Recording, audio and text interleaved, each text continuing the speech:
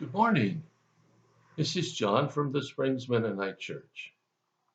Here we are at the beginning of another week. The middle of July is now past. Time keeps moving, and I've said that many times, and I'll keep saying it because, God is always creating a new day. Doesn't matter what yesterday was, today is brand new. And so I hope you had a good weekend, but if you didn't, I hope you have a good week. We can trust God to do things like that. This morning, I'd like to share with you from Psalm 29 and, and verse 2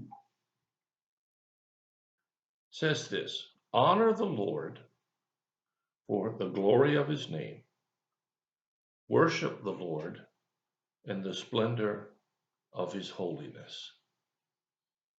Now, I've shared from the Psalms a lot in these last nearly 2 years of doing these devotions, at least more than a year and a half, trying to remember. I'm not quite sure anymore. Maybe it's 2.5. But the Psalms are so full of good stuff that you could spend a lifetime just recalling words from the Psalms. Now, keep in mind, the Psalms were written before the life of Jesus. So when we start talking about, well, the Old Testament says, well, don't forget what the Psalm says too. The character of God has not changed. Our understanding of it might have, and the understanding in the Old Testament wasn't the same as the understanding in the New. But there were elements in the Old Testament that pointed towards Jesus' life and example, and this is one of them. Honor the Lord for the glory of his name. What in the world does that mean? You have a clue? Well, I'm not real sure I do. I'll just be honest with you, but I'll make a stab at it anyway. Honor the Lord. What does it mean to honor something? Well, by definition, it means to revere it, maybe even worship it, which gives us a little problems when we're talking about something other than God. But one of the commandments, one of the 10 commandments was honor your mother and your father. Honor means to do things that give compliments to the other person. I use the phrase, and I know a lot of people don't talk this way anymore.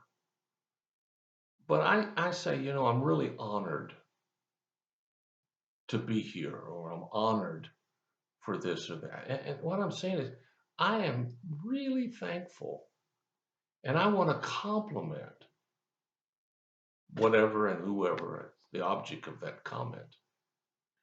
Honor the Lord. I want to do things, as someone once said, to make God proud.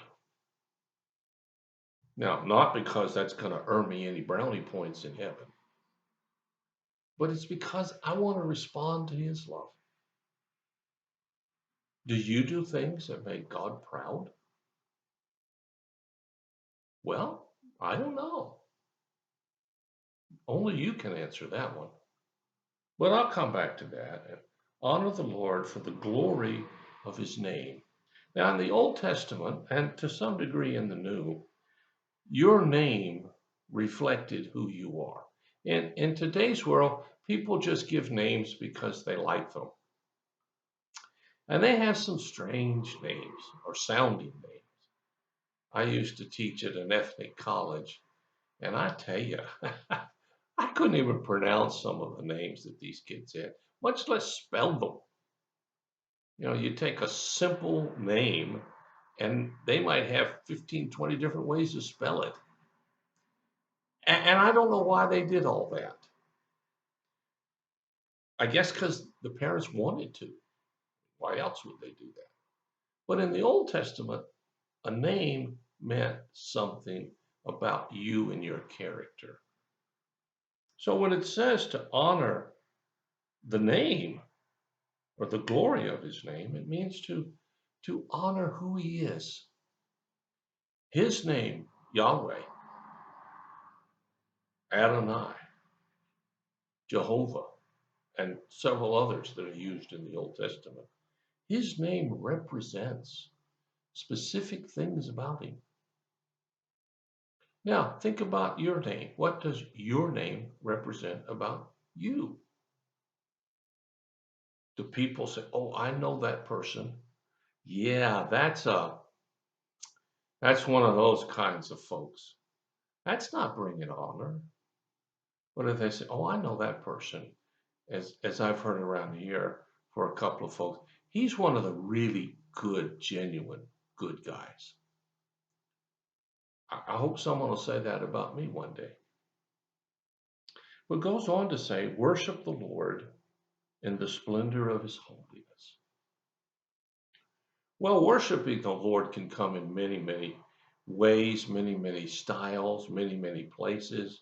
You don't have to be in church to worship God.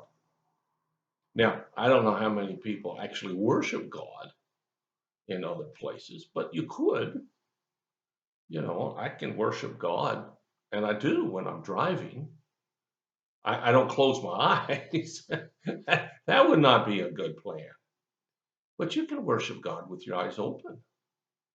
You can worship God in the ghettos and look at the people, his highest creation of what he's done. Worship the Lord in the splendor. Splendor means extravagance. You think of it in the best words you can, and the greatest and the most expansive way you can.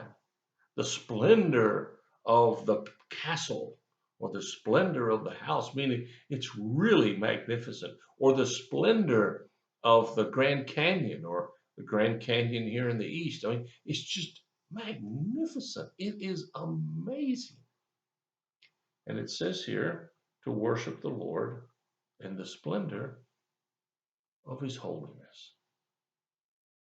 Now, I know there are a whole group of folks who are called holiness people and denominations.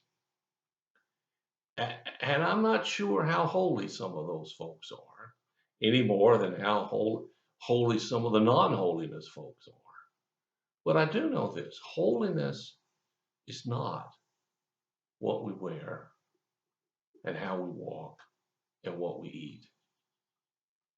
Now, those things might be important, and certainly to holiness denominations, they are important. And I'm not going to put that down. But that's not the point. The point is to worship the Lord in the splendor, in the most magnificent way we can, of his holy nature, pure, unfounded love, grace, and compassion. And that's what our worship needs to focus on. Whatever church you're going to, that's what your worship needs to focus on. Whatever you do in life, that's what you need to focus on. That's what I need to focus on. And if I don't do it as well today as I'd like, I'm going to try to do it better tomorrow. And the same is true for all of us. Well, I hope today's little note has helped some. I hope you think about your life in light of what Psalm 29:2 says. Thank you for listening. I really appreciate it. I know you don't have to give me your time. If you have a concern or a prayer need, let us know. We'll do everything we can as fast as we can to help meet your need. So until next time, God bless you. Have a great week. I'll talk to you again.